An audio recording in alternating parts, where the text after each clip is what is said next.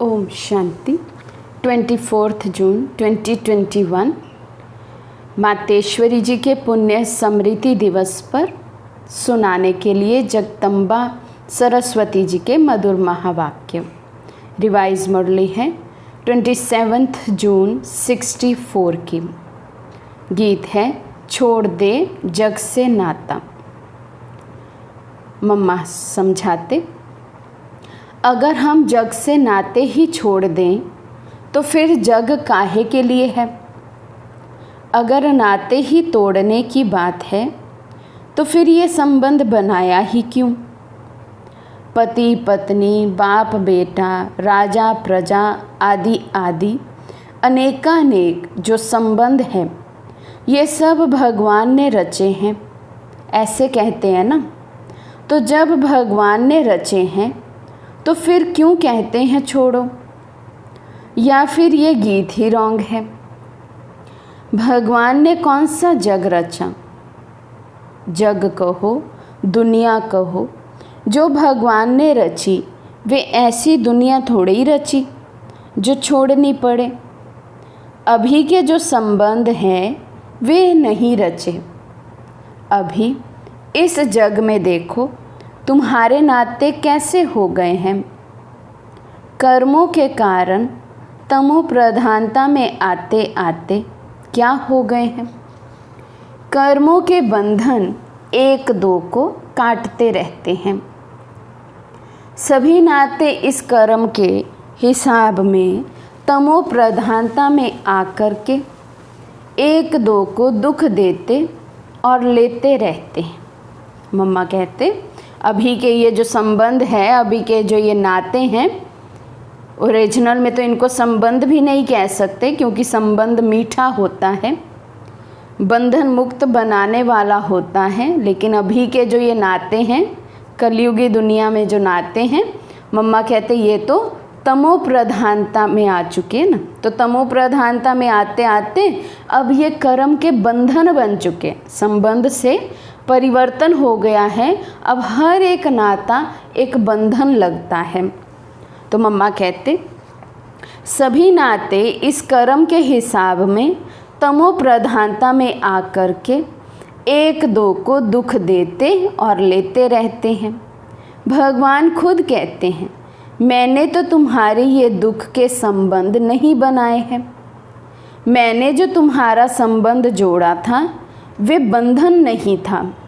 मैंने तुम्हारा श्रेष्ठ संबंध जोड़ा था, उसी संबंध में तुम सदा सुखी थे। तुम्हारे सब नाते बहुत स्वच्छ थे, इसलिए याद करते हो ना, राम राजा, राम प्रजा, राम साहूकार हैं। बसे नगरी जिए दाता, धर्म का उपकार है। उसको कहते हैं गृहस्थ धर्म। धर्म पत्नी, धर्म पति धर्म के नाम से है ना, परंतु अभी तो वे धर्म का संबंध नहीं है। धर्म माना ऊंच धारणाएं, वो धारणाएं जो सतयुग त्रेता युग में हमारे जीवन में थी। उन संबंधों की मम्मा बात कर रहे हैं कि भगवान ने वो संबंध जोड़े थे, हमें जोड़ने सिखाए थे, जो हमने सोल कॉन्शियस में रहकर जोड़े थे, जो हमने आत्मिक स्थिति में समृद्ध होकर, स्थित होकर जोड़े थे। जिन संबंधों से हमें सदैव सुख मिलता था क्योंकि एक दो का बंधन नहीं था और एक समभाव था हर आत्मा के प्रति। इसीलिए कहा जाता है राम राजा, राम प्रजा, राम साहूकार, माना एक समभाव है, इक्वालिटी है। अभी के संबंधों में देखें तो मैं बड़ा हूँ, मैं छोटा हूँ, मैं सीनियर हूँ, मैं जूनियर हूँ, है ना, मेरे को ऐसा होना चाहिए क्योंकि मैं बड़ी पोस्ट पर हूँ। तो हर एक संबंध, मैं मेल हूँ, मैं फीमेल हूँ, मेरे ये अधिकार हैं, तुम्हारे ये अधिकार हैं। तो अभी वो सिमिलैरिटी, वो इक्वालिटी नहीं रही है संबंधों में, आत्माओं में वो समभाव नहीं रहा है क्योंकि देह अभिमान में है सभी आत्माएं। इसलिए मम्मा कहते हैं कि अब जो संबंध है वो बंधन बन चुके हैं, लेकिन बाबा ने ऐसे संबंध नहीं जुड़वाए थे। तो प्रैक्टिकल वे जीवन नहीं रही है, इसलिए बाप कहते हैं ये जो तुमने अपना जग बना दिया है, उस जग के जो नाते हैं वे बिगड़ गए हैं। बाबा कहते हैं ना, मैंने तो कलयुग बनाया ही नहीं, मैंने तो नर्क की स्थापना की नहीं, मैंने तो स्वर्ग की स्थापना की थी। तो स्वर्ग में जैसा हमारा पाठ बजता है वो संस्कार बाबा हम में यहाँ संगम युग पर आकर भरते हैं, हमें वो सब कुछ सिखाते हैं। तो इसलिए बाबा कहते हैं कि मैंने तो वो दुनिया भी रची नहीं है जहाँ पर संबंध बंधन बन जाएं। तो मम्मा समझाते कि बाबा कहते हैं मैंने जो जग बनाया था उसमें तुम्हारे नाते कितने अच्छे थे, कितने प्रिय थे, कितना एक दो को सुख देने वाले थे।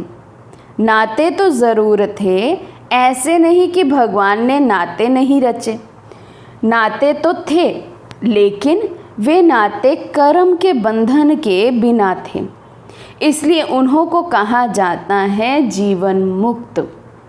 मुक्त अवस्था में थी आत्मा। भले संबंध सभी होंगे, जो नाते भगवान ने रचे हैं वो होंगे वहाँ पर भी, हम निभाएंगे भी, लेकिन मुक्त अवस्था में रहकर, क्योंकि सबसे पहला नाता जो आत्मा का होता है वो अपनी देह से होता है। अब यहाँ कलयुग में तो आत्मा अपनी देह में ही कितनी बंधी हुई है, कितना हम कर्म इंद्रियों के बंध में हैं। और सतयुग में सबसे पहला यही नाता संबंध होता है कि आत्मा को याद है कि मैं आत्मा अलग हूँ, ये देह अलग है। जब समय पूरा होगा तो साक्षात्कार होगा, अब ये देह त्यागने का समय हुआ। तो इसलिए मम्मा कहते वो कैसे बंधन थे, जीवन मुक्त वाले संबंध थे। जीवन में हर कर्म के बंधन से मुक्त थे, इसलिए उनको कहते थे जीवन मुक्त। अभी तुम्हारे नाते जीवन बंध के बन गए हैं, इसलिए कहते हैं अभी उससे छुटकारा कैसे हो। बाप कहते हैं उससे नाता तोड़, एक मेरे से जोड़ो। ये एक ही लास्ट की जीवन तुम मेरे हवाले करो। अब आत्मा बंध तो गई है अनेक बंधनों में, लेकिन जैसे कल बाबा ने कहा था ना, यहाँ आत्मा थक गई है अब पाठ बजा बजा के, अब क्या चाहती है, विश्राम में जाए। तो बाबा कहते हैं अगर इन बंधनों से छूटना चाहते हो, मुक्त होना चाहते हो, तो सर्व संबंध एक बाप से जोड़ लो और ये लास्ट का जो जीवन है बाबा के हवाले कर दो। मेरे हवाले का मतलब है जैसे स्त्री पति के हवाले, पति स्त्री के हवाले, बाप बेटे के हवाले, बेटा बाप के हवाले। ये तो प्रैक्टिस अच्छी तरह से है ना, 2 युगों से यही किया है ना। एक विश्वास है हर संबंध का। अभी घोर कलयुग के समय तो किसी भी संबंध में विश्वास नहीं रहा है, लेकिन फिर भी संबंध निभाते हुए, बंधन निभाते हुए एक दो के प्रति वो लॉयल्टी, वो सत्यता रहती ही थी। तो पति केवल अपनी पत्नी का संपूर्ण रीति, पत्नी केवल अपनी पति की, बेटा केवल अपने पिता का, माना पूरा ध्यान। पहले थोड़ा ना ओल्ड एज होम होते थे, ये अभी बने हैं। तो उसी तरह से बेटा भी बाप पर न्यौछावर कि हमें भी इनकी पालना का कर्ज उतारना है। उसी तरह से पिता भी क्या थे, संपूर्ण जिम्मेवार, मेरी रचना है, मुझे पालना करनी है। अभी तो हर संबंध में कुछ ना कुछ ऊपर नीचे है। तो बाबा कहते हैं बाप बेटे के हवाले, बेटा बाप के हवाले। ये तो प्रैक्टिस अच्छी तरह से है ना, मैं कोई तुम्हें नई बात नहीं कहता हूँ। बाबा कहते हैं ऐसा संबंध निभाने की, लॉयल्टी की, संबंधों में लॉयल्टी, एक के ही होकर रहना। बाबा कहते हैं इसकी तुम्हें आधा कल्प की आदत है, इसलिए तुम्हें कुछ भी नई बात नहीं मैं कहता हूँ। कैसे करें, क्या करें, तुम ये भी प्रश्न पूछ नहीं सकते हो। तुम अपनी जीवन एक दो के प्रति देते आए हो, क्या तुम अपने बच्चों के प्रति अपनी जीवन नहीं दे बैठे हो। बाबा प्रश्न पूछ रहे हैं, नहीं दिए, मम्मा प्रश्न पूछ रही है। क्या माँ बाप ने अपने बच्चों के लिए अपनी जीवन न्यौछावर नहीं की है? क्या पति ने पत्नी के लिए न्यौछावर नहीं की हुई? पत्नी ने पति के लिए अपने आप को नहीं बदला है? ज़रूर सब कुछ हुआ है, 2 युगों से करते आ रहे हैं। तो बाबा कहते हैं कि अब कैसे करूं? हाँ, कई बच्चे पूछते हैं बाबा कैसे कैसे सर्व संबंध आपसे जोड़ें, कैसे इन बंधनों से हम मुक्त हों? हमें समझ में नहीं आता, बार बार ये बंधन खींचते हैं। तो इस पर दादी जानकी जी हमेशा कहते थे कि जब दादी कहते थे जब मुझे कोई ऐसा पूछता है ना, दादी मैं ये करना तो चाहता हूँ, ऐसा पुरुषार्थ करना तो चाहता हूँ, पर मैं करूँ कैसे? तो दादी बहुत स्ट्रिक्टली मना करते थे कि मुझे ऐसे नहीं पूछना कि मैं कैसे करूं, क्योंकि दादी हमेशा कहते थे यदि कोई गलत काम करने की आप हिम्मत रखते हैं, आपको कोई समझाए भी कि ये काम नहीं करना, इससे आपका पुरुषार्थ में विघ्न आएगा या इससे आपकी अवस्था अच्छी नहीं बनेगी, नीचे आ जाएगी या अमर्यादित है, या कोई भी अपना मनपसंद जो कार्य होगा, अपना जिद या सिद्ध का कोई भी संस्कार होगा, तो उसको कोई मना भी करेगा कि ये कार्य नहीं करना है, तो भी आप करेंगे। सामने नहीं करेंगे तो चुप कर करेंगे, लेकिन करेंगे। तो दादी हमेशा कहती थी यदि रॉन्ग करने की हिम्मत तुम में है तो ये तो राइट है। राइट के लिए ये कभी नहीं पूछना ये कैसे करना है, बाबा ने सब बता रखा है। लेकिन अंदर की लगन जब तक नहीं है कि मुझे करना है, सच्ची की लगन, दादी कहते थे, बोलने वाली नहीं, हाँ दादी मैं करना चाहता हूँ, होता नहीं है मेरे से, हम बार बार करते हैं, फेल हो जाते हैं, नहीं हो नहीं पा रहा है, हम ये कार्य कर नहीं पाते, हमने कभी किया ही नहीं है। तो दादी कहते थे ये रॉन्ग है, अंदर की लगन सच्ची नहीं है, वो तड़प अंदर में है नहीं अभी बाबा के प्रति और अपने पुरुषार्थ के प्रति, अपनी स्थिति के प्रति, इसलिए हम करते नहीं और हर जगह जगह पूछते रहते हैं कैसे करूं कैसे करूं कैसे करूं। निमित्त से पूछेंगे, बड़ों से पूछेंगे, सीनियर से पूछेंगे, और नहीं तो कोई नहीं मिलेगा तो बाबा से ही पूछेंगे। बैठे हैं योग करने और पूछते रहते बाबा ये कैसे करूं, ये कैसे करूं, ये पुरुषार्थ कैसे करूं, ये पुरुषार्थ कैसे करूं। बाबा ने मुरली में सब बताया क्या विधि है, कैसे करना है। तो दादी इसके लिए बहुत स्ट्रिक्ट थे कि जिसको करना है उसको अंदर से आएगा, जब मुझे करना है तो फिर उसको कोई लाख भी रोकेगा ना तो भी वो कर लेगा। जैसे बांदेली माताएं होती हैं, कितना भी उनको लाख घर के सदस्य रोकते रहें, लेकिन कैसे भी करके वो सेंटर पहुंच जाती, क्योंकि अंदर की खींच होती है। और जिनको संपूर्ण खींच नहीं है तो थोड़ा सा भी कोई मना करेगा ना तो वहीं बैठ जाएंगी, छोड़ देंगी। ये है अंदर की लगन का फ़र्क। इसलिए मम्मा कहते हैं कि ये प्रश्न नहीं हम उठा सकते कि हम कैसे करें, क्या करें, नहीं। आदत है संबंध जोड़ने की, संबंधों के लिए न्यौछावर हो जाने की, अपने आप को ख़त्म कर देने की एक तरह से। अब देखें, अगर हम भी इंडियन मदर्स को खास करके जब देखते हैं, हम अपनी बॉडी में उतनी शक्ति नहीं है, 100 बीमारियां भी लगी होंगी शरीर को। बच्चे आएंगे ना, बोलेंगे मेरा ये कार्य कर दो, नहीं, बीमार भी होगी तो भी उठ के खड़ी हो जाती है, अच्छा मेरे बच्चे ने कहा। ये क्या है? ये न्यौछावर हो जाना है। तो बाबा कहते यदि वहाँ न्यौछावर हो सकते, प्रैक्टिस तो है ना न्यौछावर होने की, और बाबा बुलाए कभी तो नहीं, बाबा आज तो यहाँ दर्द है, आज वहाँ दर्द है। बाबा बोले 8 घंटे योग करना बच्चे, नहीं बाबा आज तो नहीं हो पाएगा, आज थोड़ा बिजी हैं, थोड़ा तबीयत ठीक नहीं है। वहाँ क्यों नहीं न्यौछावर होते? तो बाबा अपने लिए तो कहता ही नहीं है योग करने के लिए, योग करेंगे तो मेरी कमाई है। बाबा तो मेरी कमाई की चिंता में लगा हुआ है और कहता है बच्चे उठ योग कर।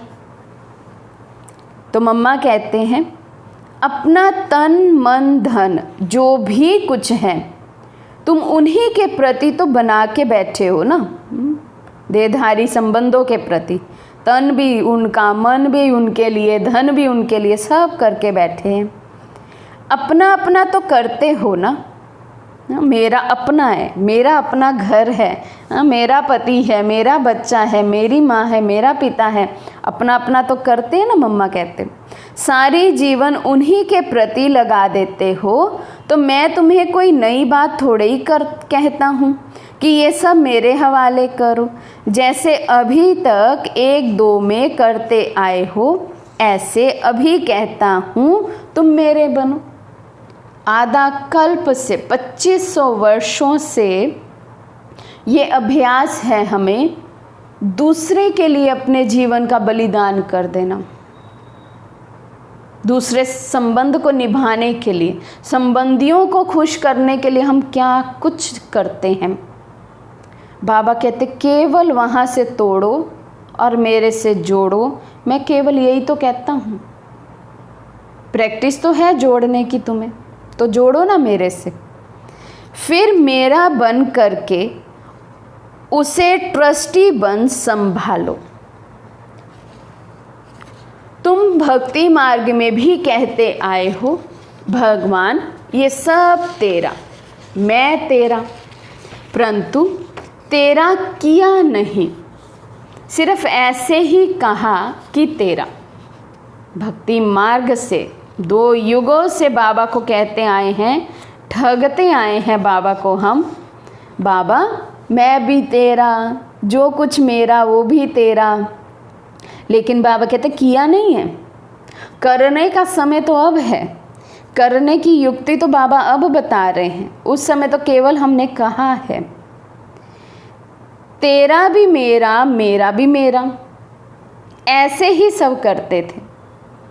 भगवान का जो है वो भी मेरा है, और जो मेरा है वो तो मेरा है ही, वो भी भगवान तू लेना नहीं मेरे से और मुझे देते जाना, जो तेरा वो सब मेरा। बाबा कहते ऐसे ठगते आए हैं भक्ति मार्ग में। लेकिन अब वे ठगी तो चल नहीं सकती। तेरा भी मेरा तो मेरा भी मेरा नहीं। अब ये तेरा मेरा ख़त्म करना पड़ेगा, अब एक होना पड़ेगा। जो बाबा का वो तो बाबा का है ही, जो बाबा ने मुझे दिया है, हम कहते ना ये बाबा का दिया हुआ है। कोई ज्ञान बाबा ने दिया है, गुण बाबा ने दिया है, शक्ति है तो वो बाबा ने दी है, और इस समय जो मेरे पास भी है वो सब भी बाबा का है, एक का ही हो जाए। बाबा कहते हैं अब ये तेरा मेरा भी ख़त्म करना है। अभी मैं तेरा तो उसमें सब आ गया, अब मैं ही बाबा का बन गया। निश्चय होता है उसी घड़ी से कह देते मैं बाबा का, बाबा मेरा। तो जब मैं बाबा का हो गया तो जो मेरा है वो सब कुछ बाबा का हुआ, ऑटोमेटिक है। बस मैं तेरा। बाकी ऐसे थोड़ी है कि उनका भी मेरा, अपना भी मेरा। ऐसी ठगी करने का क्या फ़ायदा, क्योंकि हम ही अपने को ठगेंगे, उस परमात्मा को तो कोई ठग नहीं सकता। पहले कैसे कैसे ठगी करते रहे, लेकिन ठगते ठगते खुद ही दुखी अशांत बने हो, क्योंकि धोखा तो तुम ही खा रहे हो। इसलिए अब बाप कहते हैं वे सब छोड़ो। बाबा कहते जब तक ऐसी ठगी करते आए ना भगवान से, तो अब चेक करो खुद ही कितने दुखी हुए। और यदि अभी संगम युग पर भी ऐसे ठगते रहेंगे अपने आप को, बाबा को तो कोई ठग ही नहीं सकता। यदि केवल कहने मात्र कहते रहेंगे मेरा सब कुछ बाबा का है, और रियल में अंदर से ट्रस्टी नहीं बने हैं। ट्रस्टी के लिए परसों भी समझाया था ना, ट्रस्टी माना बाबा ने मुझ पर ट्रस्ट किया है, मैंने बाबा का ट्रस्ट कितना निभाया है उतना मैं ट्रस्टी हूँ। तो यदि मैं यहाँ ट्रस्टी नहीं बनूँगा, अपनी गृहस्थी में, अपने जीवन में ट्रस्टी नहीं बनेंगे, बाबा के हवाले सब कुछ नहीं करेंगे, तो लास्ट में भी माया मुझे फेल करा देगी। मैं खुद को खुद ही धोखे में रख रहा हूँ। यदि मैंने अंदर से ये पक्का नहीं किया हुआ है, तन मन धन समय श्वास संकल्प सब तेरा, तेरा तुझको अर्पण क्या लागे मेरा। केवल मैं तेरा हूँ, मेरा सब कुछ तेरा ऑटोमेटिक है।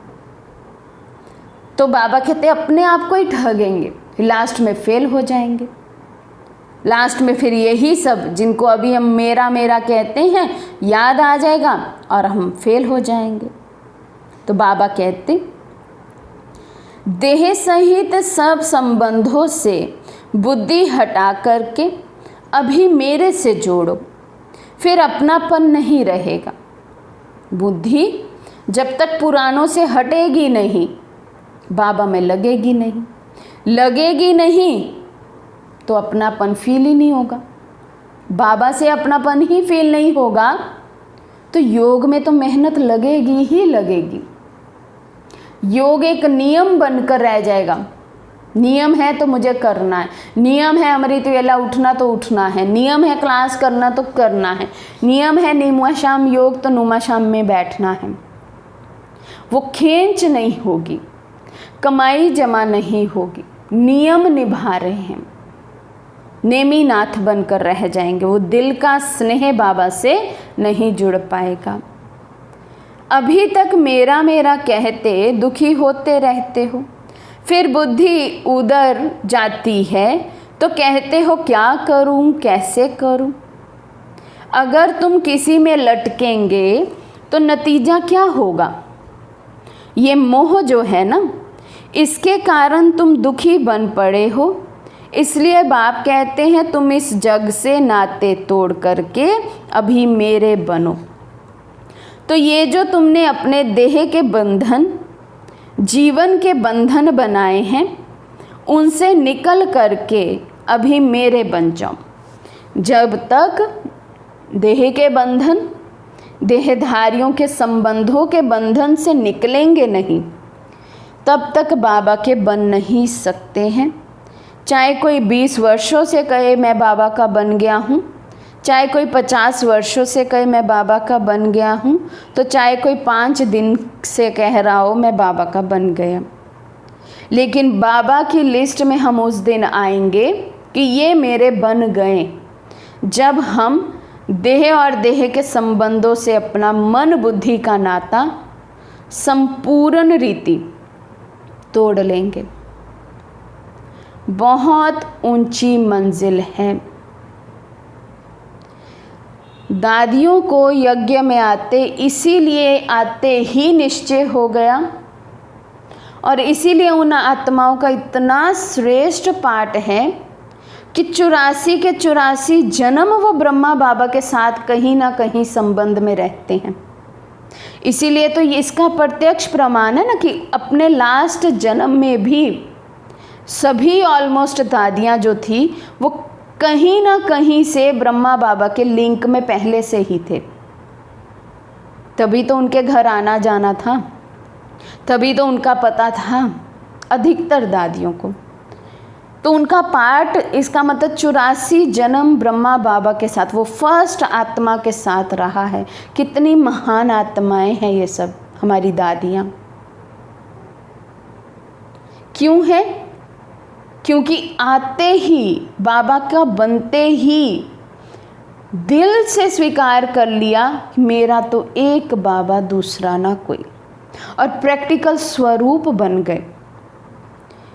हमारा कहना करना इसमें अंतर है। दादियों के कहने और करने में अंतर नहीं था।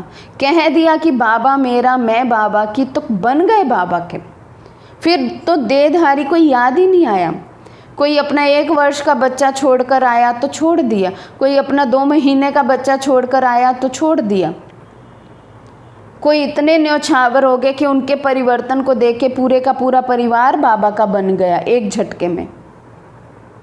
यज्ञ की बहुत बहुत हिस्ट्रीज हैं। इसीलिए है क्योंकि दादियों ने कहा भी और करके स्वरूप बन के भी दिखाया कि मैं बाबा का हूँ बस। तो बाबा कहते हैं फिर मैं कोई तुम्हारे साथ जन्म जन्म थोड़े ही चलता रहूँगा, नहीं, अभी मेरा तुम्हारे से काम है बस। हाँ, तुम मेरे बन जाओगे तो ये भी नहीं है कि शिव बाबा हर जन्म में हमें मिलेगा। भाई 2 युग तो बाबा मिलने वाला ही नहीं है, याद ही नहीं आएगी बाबा की 2 युग। तो बाद में भी द्वापर युग में बाबा को इस समय जैसे हम जानते हैं उस रीति तो नहीं जानेंगे बाबा को। तो बाबा कहते हैं ऐसे नहीं है कि फिर मैं जन्म जन्म तुम्हारे साथ चलता रहूँगा, मुझे तो अभी तुमसे काम है। क्या काम है बाबा को अभी हमसे? हमारे परिवर्तित होने से विश्व का परिवर्तन होना है। ये ट्रस्ट की बात है।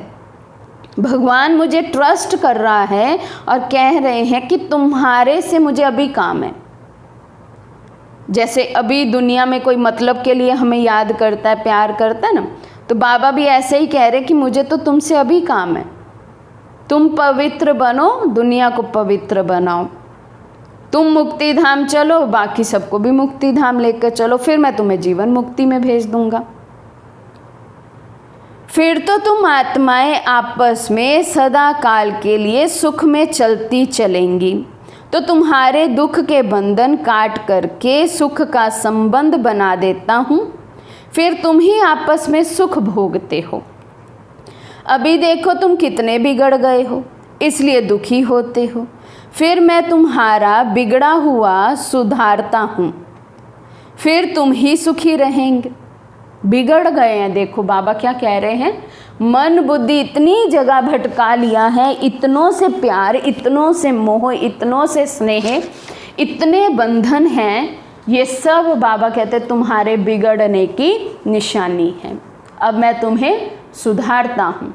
तुम्हारा कंसंट्रेशन पावर जो जगह जगह बिखरा हुआ है ना, तुम्हारा मन बुद्धि जो जगह जगह बिखरा हुआ है, इसको भी प्यार करना है, उसको भी प्यार करना है, ये भी, इसको भी राज़ी रखना है, उसको भी राज़ी रखना, देह के संबंधों में ही उलझी हुई है मन और बुद्धि, बिगड़ गई है। अब बाबा आकर हमें सुधारते हैं।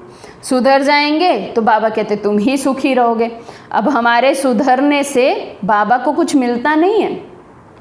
बाबा ने कहा ना, मैं ही एक निष्काम सेवाधारी हूँ, मुझे अपनी किसी भी सेवा का रिटर्न फल कुछ भी मिलता नहीं है। तुम तो करते हो तो फल पाते हो, चाहे तुम चाहो चाहे ना चाहो, फल तो मिलना ही है। तो हम सुधरते हैं तो हम सुख पाते हैं। मेहनत बाबा करते हैं हम पे, कितनी मेहनत करते हैं। अमृत वेले से बाबा शुरू हो जाते हैं हमें सुधारने, और फिर सुख हम पाते हैं। बाबा को तो कुछ नहीं मिला इतनी मेहनत करके भी। मैं थोड़े ही जन्म जन्म तुम्हारे साथ चलने वाला हूँ, मैं तो सिर्फ तुम्हारी बिगड़ी को संवारने के लिए कहता हूँ, अभी मेरे बनो। सब कुछ बिगड़ा हुआ है, देहधारियों के पीछे तकदीर भी बिगाड़ ली। देखो भगवान को याद नहीं किया, देहधारियों को याद करते हैं। यज्ञ सेवा के लिए बुलाओ तो घर के काम, गृहस्थी के काम पहले नज़र आते हैं। बाबा कहते कितना तुम्हें मैं संवारना चाहता हूँ, लेकिन तुम सुधरते नहीं। अभी मेरे नहीं बनोगे तो सुधरोगे कैसे फिर? सो भी क्यों कहता हूँ, क्योंकि मेरे फरमान पर चलने से तुम्हारे लिए सब सहज हो जाएगा। हम बहुत बारी ऐसा क्लास में कहते हैं, ये माताएं खास करके ये बैलेंस बनाने में ही रह जाती है, लौकिक और अलौकिक का। लौकिक में भी कोई नाराज ना हो जाए, अलौकिक भी मेरा भाग्य बनता रहे, कुछ ना कुछ मैं सेवा करती रहूं। अपनी तरफ से बहुत मेहनत करती हैं माताएं। लेकिन बाबा ने कहा यदि मेरे फरमान पर नहीं चलते तो सब कुछ डिफ़िकल्ट लगेगा, मेहनत बहुत लगेगी बैलेंस बनाने में। लगे रहें फिर सारा संगम युग, बैलेंस नहीं बनेगा। लेकिन बाबा का फरमान है मुझे राज़ी कर लो, बाकी सब राज़ी हो जाएगा। यज्ञ रक्षक बन जाओ। कल बाबा ने कहा ना, जिम्मेवारी का ताज उठा लो यज्ञ का, बाकी तुम्हारी लौकिक जिम्मेवारी है वो मैं निभाऊंगा। लेकिन हम बाबा के इस फरमान को ही भूल जाते हैं, तो निभाते नहीं हैं, इसलिए फिर लगे रहते मेहनत करने। मैं तुम्हें ये सहज युक्ति देता हूँ। सहज युक्ति, बाबा कहते तुम मेरे बन जाओ, अपना सब कुछ मेरे हवाले कर दो, फिर मैं संभालूंगा सब कुछ।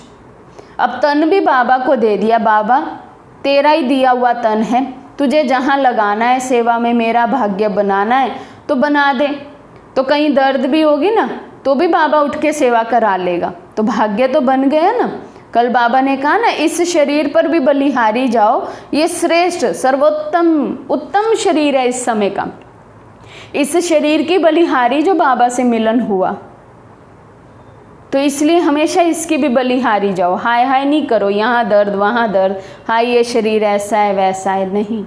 बाबा कहते इसके भी सुबह गुण गाओ उठकर, धन्यवाद करो इसका भी। ये इतना साथ तो देता है कि बाबा को याद कर पाते हैं हम, बाबा के यज्ञ की सेवा कर पाते हैं। मैं तुम्हें ये सहज युक्ति देता हूँ, तुम प्रैक्टिकल में मेरे होकर चलो तो ये युक्ति काम में आवे। प्रैक्टिकल में बाबा कहते मेरे होकर चलो, सिर्फ कहने के लिए नहीं। सिर्फ कहेंगे तो बाबा कहते ये युक्ति काम नहीं आएगी, तब तो कोई ना कोई आपसे नाराज़ ही रहेगा। सबको राज़ी करना है तो बाप का बन जाओ, केवल और केवल बाप का। जैसे कोई किसी के गोद का बच्चा होता है, फिर उनका ही नाम प्रैक्टिकल चलेगा ना, ऐसे तुम भी प्रैक्टिकल मेरे होकर के चलने से तुम्हारा ही भाग्य बनेगा। बाप तो बड़ी सीधी सहज एकदम सिंपल बातें बतलाते हैं। उसे भी देखो, कोटों में कोई ही धारण करने वाले निकलते हैं। देखो बाबा को कितना वंडर लगता है। बाबा कहते इतना भाग्य बनाने की युक्तियाँ बताता हूँ, सीधी सहज सरल युक्तियाँ बताता हूँ। इतने ब्राह्मणों में से फिर भी कहते ना कोटों में कोई, कोई में भी कोई। हम आत्माएं कोटों में कोई तो बन गई, विश्व की इतनी आत्माओं में से हम कोई आत्माएं बन गई जिन्होंने बाबा को पहचान लिया, बाबा के बन गए। लेकिन अब हम में से भी कोई ही ऐसी आत्माएं, जितने ब्राह्मण हैं उनमें से भी कम परसेंटेज आत्माएं ऐसी होंगी जो बाबा के हर फरमान को फॉलो करती हैं, जो प्रैक्टिकल में बाबा के बन गए हैं। बाप कहते हैं इस छोटे से संगम युग में तुम्हारे देश, इस कॉर्पोरियल दुनिया में तुम्हारे लिए ही आया हूँ। तो कम से कम जितना टाइम है उतना टाइम तो कुछ हमारा ख्याल करो। कितनी बड़ी बात आज बाबा कह रहे हैं।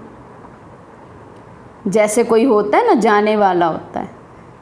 हमारे घर समझो कोई मित्र संबंधी आया, बहुत समय के बाद आया, कुछ दिन रहा, फिर ऊपर से हम थोड़ा और बिज़ी हो गए, हमारा शेड्यूल कहीं और बिज़ी हो गया, तो बेचारा वो भी परेशान होकर कहता है अरे मैं थोड़े दिनों के लिए तो आया हूँ तुम्हारे पास, कुछ तो मेरा ध्यान करो, मेरे पास भी तो बैठो, मेरे से भी तो बात करो, मुझे भी तो कुछ एंटरटेन करो, मुझे भी तो, मेरा भी तो कुछ ख्याल रखो।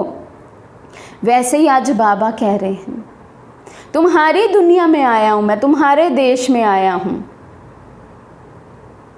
तुम्हारे पास आया हूँ, तुम्हारे लिए आया हूँ, थोड़ा सा समय के लिए आया हूँ, तो जितना समय हूँ उतना समय तो मेरा ख्याल कर लो। वो भी नहीं हम कर पा रहे। बाबा के बने हो तो कम से कम इतना टाइम तो शुद्ध रहो, फिर तो तुम्हारी ऐसी प्रारब्ध बन जाएगी जो तुम्हें उस दुनिया में मेहनत नहीं करनी पड़ेगी। अभी थोड़ी मेहनत की बात है, अभी तुम कैसे भी करके, मर मिट करके भी पवित्र रहने की प्रतिज्ञा करो। अपनी दृढ़ता रखो, अपनी धारणाओं में रहने का पूरा प्रयत्न करो। बाप तुम्हें साफ साफ बतलाते हैं तुम सिर्फ इतने थोड़े टाइम के लिए ये मेहनत करो, पवित्रता को धारण करो। मैं तुम्हें और कोई मेहनत नहीं कराता हूँ, तुम्हें जितना मिलता है उसकी भेंट में कोई मेहनत ही नहीं है। अभी घी के घड़े मत बनाओ, ये करूँगा वे करूँगा, दुनिया क्या कहेगी, वे क्या कहेंगे, अरे दुनिया क्या कहेगी, छोड़ दो इसे। देखो बाबा की कितनी क्लियर और सख्त मुरली है ये। बाबा कह रहे हैं क्या सोचते हैं, ये कैसे करूँगा वो कैसे करूँ, ये घी के घड़े बनाते रहते हैं, अपने आप को बहुत होशियार समझते हैं बच्चे, बैलेंस बनाने में ही लगे रहते हैं। हम तो बहुत अच्छा बैलेंस बना लेते हैं लौकिक और अलौकिक का। ये बैलेंस बनाना हमें एक दिन फेल कर देगा। बैलेंस माना एक पाँव मेरा उधर है एक पाँव इधर है, तभी बैलेंस बनेगा ना। यदि एक पाँव ऊपर एक पाँव नीचे होगा तब तो बैलेंस नहीं बनता है। बैलेंस कब बनता है, एक पाँव मेरा कलयुग में है, एक पाँव मेरा संगम युग पर है, तो बैलेंस। बैलेंस शब्द की गहराई में जिस दिन आप चले जाएंगे ना, उस दिन आपको समझ लग जाएगा यही आपको अंत में फेल कर देगा। दोनों पाँव संगम युग पे रख देंगे तो सफल हो जाएंगे। यदि दोनों पाँव नर्क में चले गए तो भी असफल है, और यदि एक पाँव भी नर्क में रह गया तो भी मर्यादा की लकीर तो लांघ दी ना, तभी तो एक पाँव उस तरफ गया, तो भी फेल हो जाएंगे। आज बाबा बहुत कड़े शब्दों में, साफ शब्दों में, स्पष्ट शब्दों में कह रहे हैं, क्या करूं, वे करूं, ऐसे करूंगा तो वो क्या कहेंगे, ये क्या कहेंगे, ये सब छोड़ दो। अभी ये दुनिया ही जाने वाली है, तो जो कहेंगे वो भी रहने वाले नहीं हैं। लेकिन लास्ट के समय मैं ज़रूर पछताऊंगा, अरे इनकी बात मानकर मैंने वो नहीं किया जो भगवान ने मुझे कहा। इनकी बात मानता रहा हूँ, ये तो आज ख़त्म, ये तो अब मुझे कोई सुख का वर्षा दे नहीं रहे हैं। सुख का वर्षा तो जहाँ से मिलना था, जब जमा करने का समय था, उस समय तो मैंने भगवान की बात ही नहीं मानी। उस समय तो मैं इन देहधारियों को बैलेंस करता ही रह गया। लेकिन उन विचारों को ये पता थोड़ी है, इसलिए बाप कहते हैं ये मत सोचो। उन्हें नहीं पता अभी वो आपको किस बात से रोक रहे हैं। उन्हें नहीं पता आपकी कितनी कमाई हो रही है। उन्हें नहीं पता कि आप पर कितनी बड़ी जिम्मेवारी है विश्व की। उन्हें नहीं पता आपने भगवान को पा लिया है। तो जब उनको पता ही नहीं है आपकी किसी बात का, तो बाबा कहते फिर उनकी बात क्यों माननी। अब तो मौत सामने खड़ा है, तुम इतना लंबा चौड़ा जो बनाकर बैठे हो, ये सब वेस्टेज कर रहे हो। अभी बाप कहते हैं उस वेस्टेज को बचाओ। इस शरीर निर्वाह के लिए जितना चाहिए उतना भले करो, जितना तुम्हारा क्रिएशन के साथ हिसाब किताब है उतना करो। मैं कहाँ संभालूंगा, इसे तुमको ही संभालना है, तो ज़रूरी है। वे तो तुमको फ्री करता हूँ, लेकिन अभी ये जो एक्स्ट्रा रच रहे हो उसके लिए मना करता हूँ, क्योंकि अभी वे तो गिरना ही है। क्यों अपना फालतू समय गंवा रहे हो। इन फालतू के झंझटों से ही तुम दुखी हुए हो। उन झंझटों से तुम कैसे छूटो, वही तो तुम्हें बतलाता हूँ। अपनी क्रिएशन जो रची है, अपने जो बच्चे हैं, बेटा है, बेटी है, बाबा कहते हैं उनकी पालना कर लो, वो बहुत है। करते क्या, आगे की रचना। जैसे बाबा ने एक मुरली में कहा, दोतरे पोतरों में बहुत मोह रहता है। उनकी रचनाएं हैं, अब वो संभालें। उनकी रचना की जिम्मेवारी भी आप उठाएंगे तो फिर विश्व जो आपकी रचना है उसकी जिम्मेवारी कब उठाएंगे। ये तो एक्स्ट्रा जंजाल उठाना हुआ, एक्स्ट्रा जंजाल अपने पास बांधना हुआ। तो बाबा कहते जो अपनी रचना रची उसकी पालना कर दी, उनको अपने पैरों पे खड़ा कर दिया, वो अपने लायक हो गए, एक आयु तक पहुंच गए हैं कि वो अपनी संभाल खुद कर सकते हैं। अब इससे ज़्यादा झंझट में आपको फंसने की ज़रूरत नहीं है। बहुत छोटे छोटे बच्चे हैं, गोद के बच्चे हैं, उन माता पिता को बाबा कहते मैं फ्री करता हूँ। जितना ज़रूरी है तो उतना उनका कार्य करो। जिनके बड़े बड़े हैं वो क्यों फंसे हैं, फिर आगे दोतरे पोतरों में क्यों फंसे हैं। तो बाबा कहते ये फालतू के झंझटों से ही तुम दुखी हुए हो, उन झंझटों से तुम कैसे छूटो वही तो तुम्हें बतलाता हूँ। फिर भी बैठ करके अनेक बहाने लगाते हैं, ये कहाँ की रीति है, पूछ रहे हैं आज बाबा स्पष्ट शब्दों में। इतनी सहज और स्पष्ट युक्तियाँ बता देता हूँ छूटने की। बाबा कहते फिर भी बैठकर कोई ना कोई बहाना लगा ही देते हैं। तो ये कहाँ की रीति, ये कहाँ का मेथड है। बाबा कहते हैं ज्ञान में चलने का, बाबा का बनने का। तो फिर तो मुख से ही कहते हैं मेरा सब कुछ तेरा। फिर बाप भी कहते हैं कि देख लेना, अभी अगर मुझे सीधी अंगुली नहीं देते हो, हाथ नहीं देते हो, तो फिर मैं ऐसे नाक से पकड़ के ले चलूँगा। फिर तो सजाएं खानी पड़ेंगी। नाक पकड़ेगा तो फिर दम घुटेगा, फिर दुख होगा, सजाएं खानी पड़ेंगी ना। इसलिए कहते हैं अभी हाथ में हाथ देकर सीधा चलने का टाइम आ गया है। स्ट्रेट वार्निंग है आज बाबा की। अभी भी बाबा के हाथ में हाथ नहीं दिया, सीधे होकर नहीं चले नियम मर्यादाओं पर, एक बाबा के बनकर नहीं चले और संग तोड़ एक संग नहीं जोड़ी।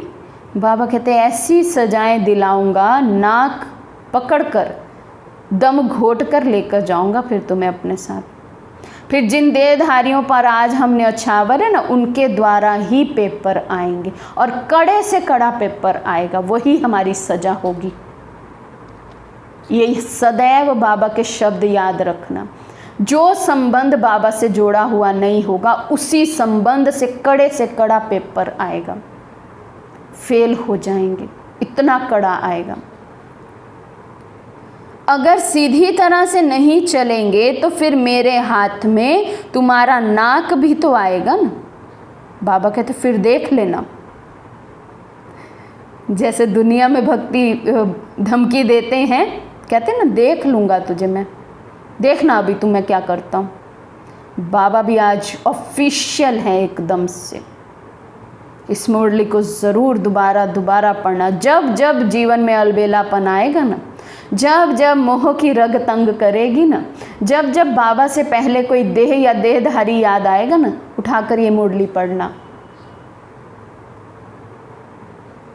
बाबा कहते देख लेना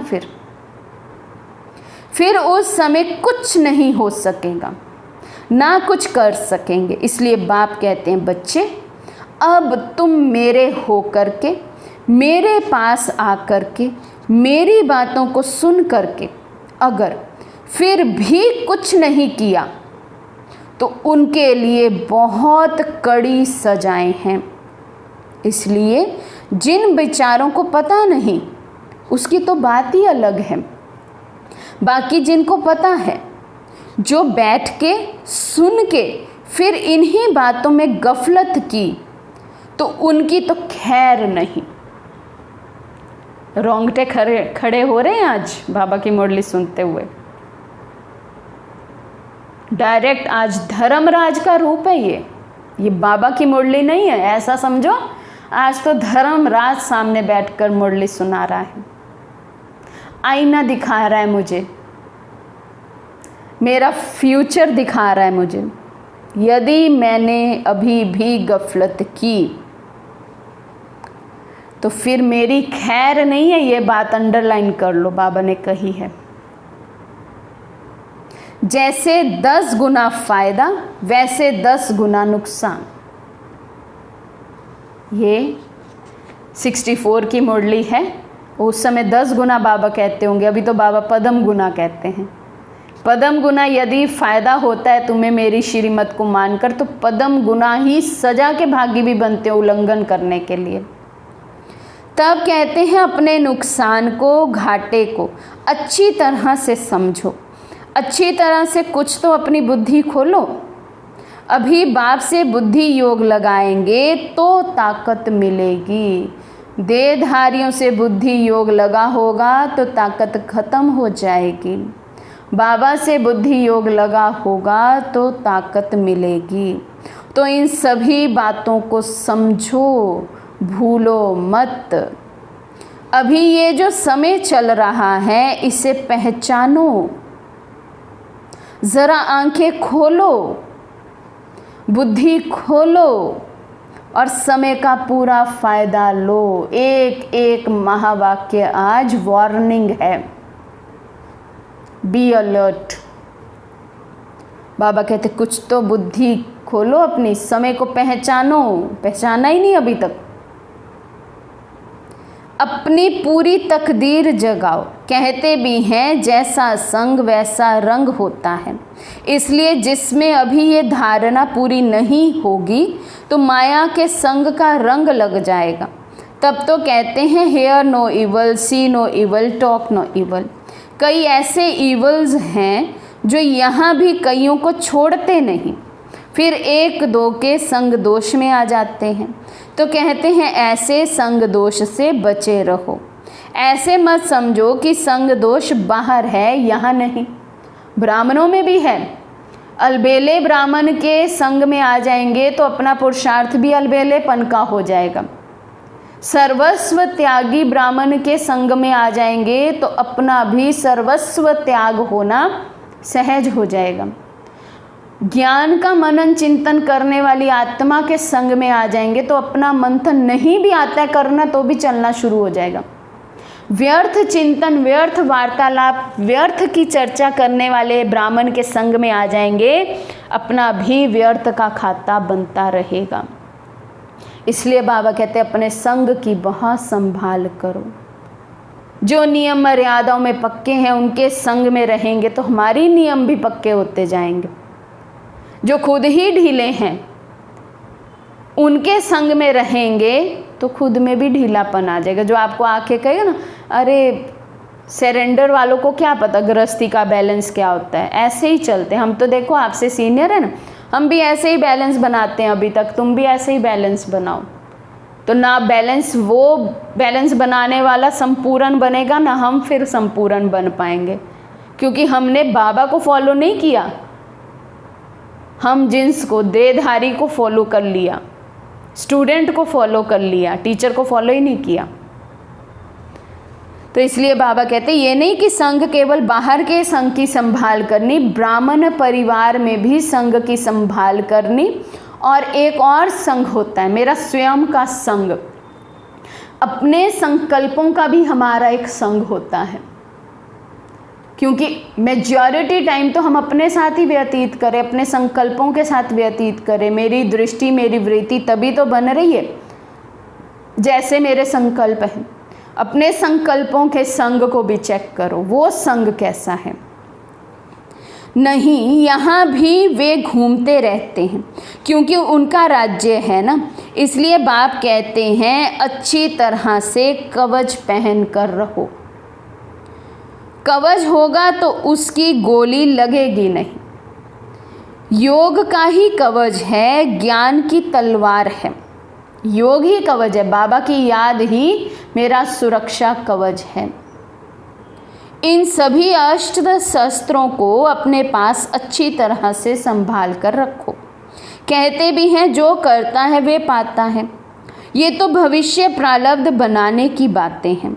यहाँ तो प्रारब्ध नहीं भोगनी है ना, यहाँ तो कोई गुरु बन करके नहीं बैठना है।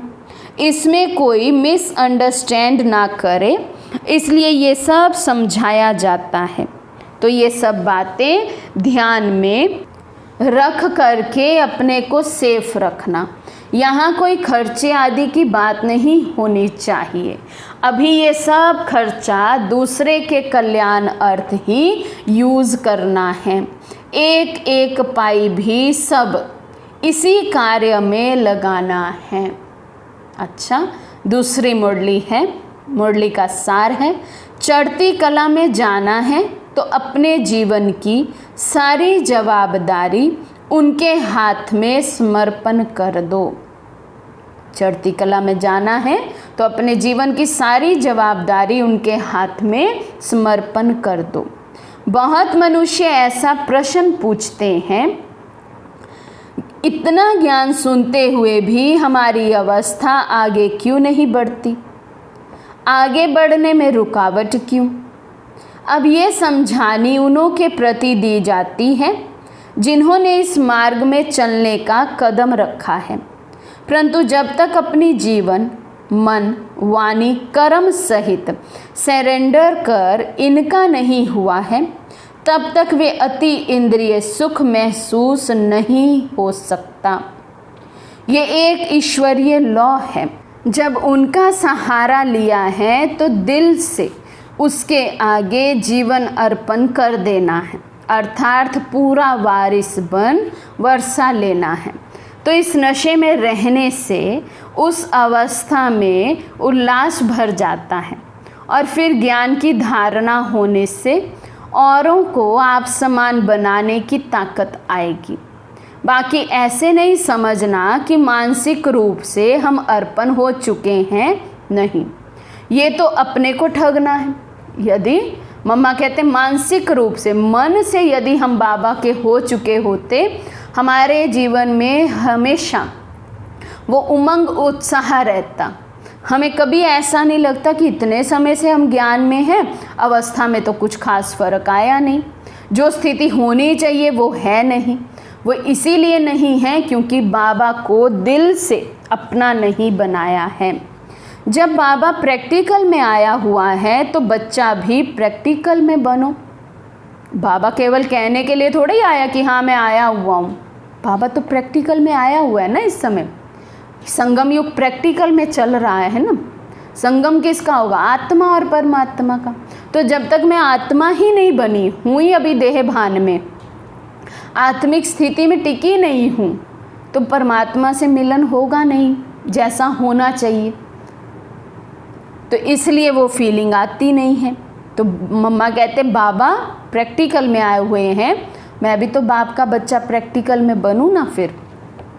फिर बाबा उनके जन्म पत्री को जान कैसी भी डायरेक्शन देकर चलावे, उसमें पहले घुटका आएगा, परंतु अंत में समझेंगे कि इसमें ही हमारी चढ़ती कला है। बाबा डायरेक्शन देते हैं जन्म पत्री को देख के, हमारा आदि मध्य अंत देख के, हमारा पास्ट प्रेजेंट फ्यूचर देख के बाबा जो डायरेक्शन देते हैं। मम्मा कहते पहले पहले घुटका आएगा, माना पहले पहले लगेगा ये बाबा मुझे क्या डायरेक्शन, इतनी स्ट्रिक्ट डायरेक्शन। जैसे अब बाबा कहते देहधारियों से संबंध तोड़ो, मेरे साथ जोड़ो, तो जो तो फंसे हुए हैं उनको तो लगता होगा ना कितनी सख्त डायरेक्शन है, बाबा कैसे तोड़ना है, टूटता ही नहीं है, आधे कल्प की आदत है। लेकिन मम्मा कहते बाद में समझ आएगा कि इसी में हमारा कल्याण था। तो अपने जीवन की सारी जवाबदारी उनके हाथ में समर्पण करनी है। बाकी गुरु पिछाड़ी गुरु बन कोई उनकी गद्दी पर नहीं बैठना है। अब इन सभी बातों को बुद्धि में रखो, तभी अवस्था ऊंची जा सकती है। अगर ऊंच नहीं चढ़ते हो तो ज़रूर अपनी ही दिल अथवा धारणा में कोई कालापन है। समझा?